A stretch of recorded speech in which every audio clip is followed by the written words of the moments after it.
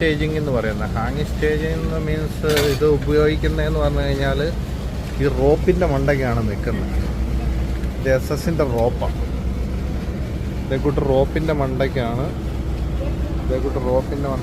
ഇത് ഹാങ് ചെയ്ത് വെച്ചേക്കുന്നത്. സ്റ്റേജിങ് മൊത്തം ഹാങ് ചെയ്തേക്കുന്നതാണ്. അതായത്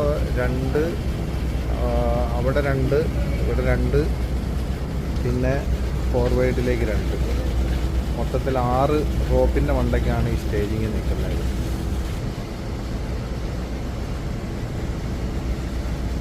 ഇത് 3 മീറ്റർ വീതിയും 6 മീറ്റർ നീളവും 6 മീറ്റർ ഹൈറ്റും.